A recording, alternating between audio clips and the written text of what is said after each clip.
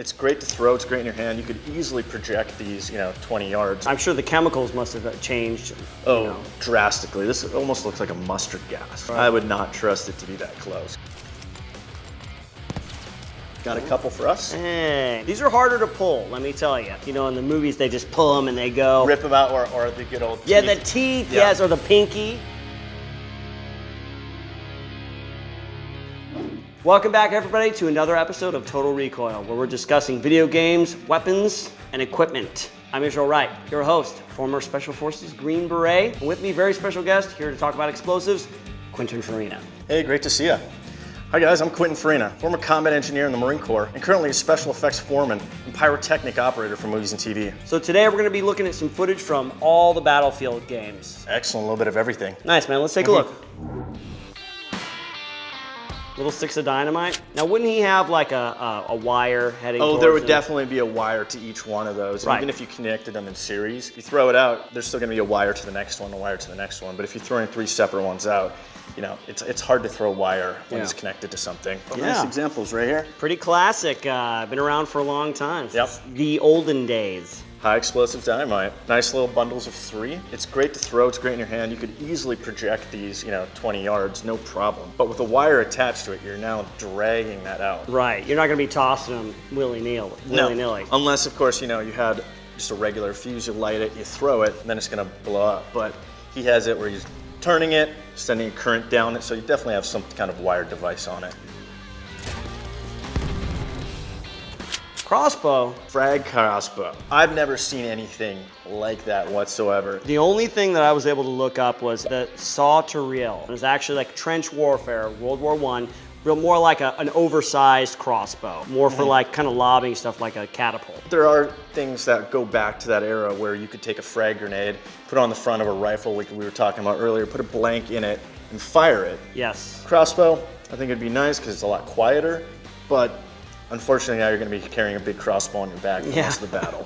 Right, it just works for that initial shot, and then afterwards they know you're there. So, obviously. Yeah.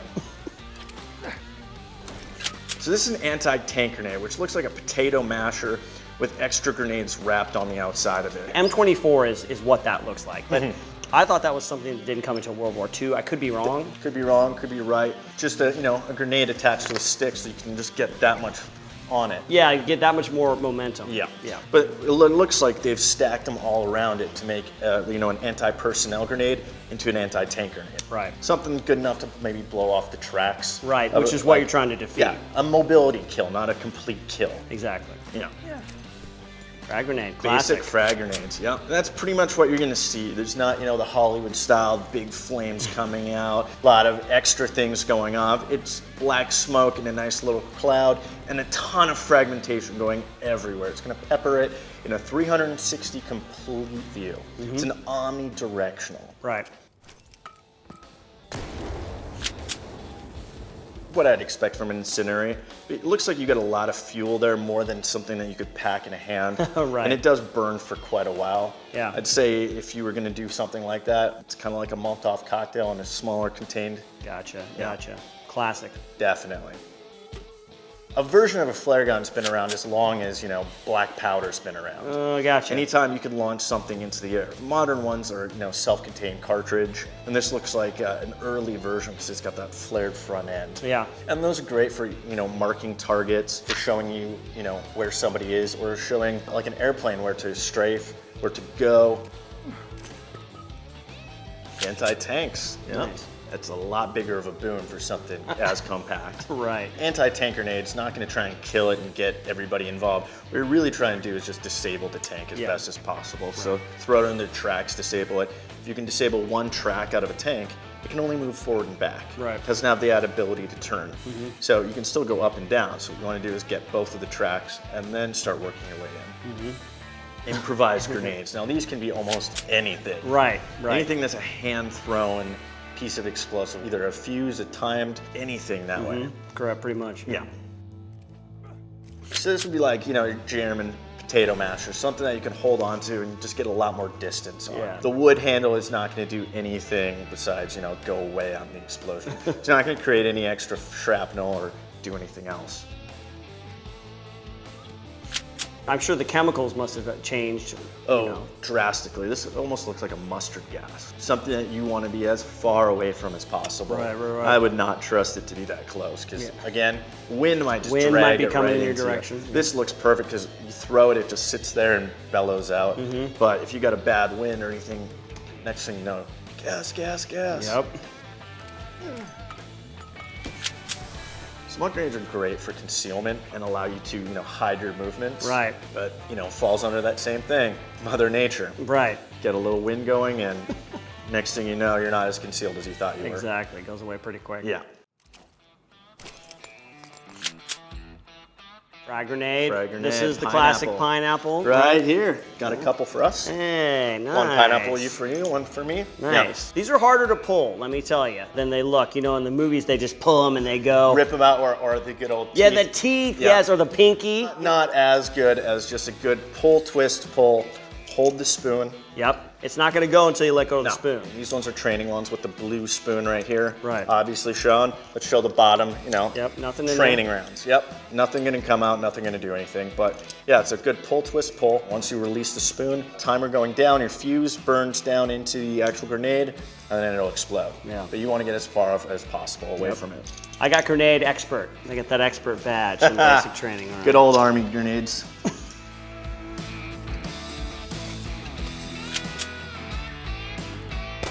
It doesn't look like it's changed much since World War I. No. With that, you can see a little bit more sparks, a little more flames. So it's probably a different type of explosive. Something that might have a better chance of penetrating light armor. Something that can just crack the steel. So a little bit more concussion, a little bit more blast. You think back then, it's got something that's going to continue to burn after the grenade explodes, right? Yeah. Like a oil gas, some sort of incendiary. Something that's going to hold a flame. Maybe it has an oxidizer in it a little bit. It's going to burn a lot hotter. What you want. Originally, incendiary grenades are used, for denial, like shoving down the barrel of an artillery piece that you rendering come across. It. Okay. Yeah, you're burning the entire thing. If you're on a machine gun, you put it on top or into the action, you're disabling it. I gotcha.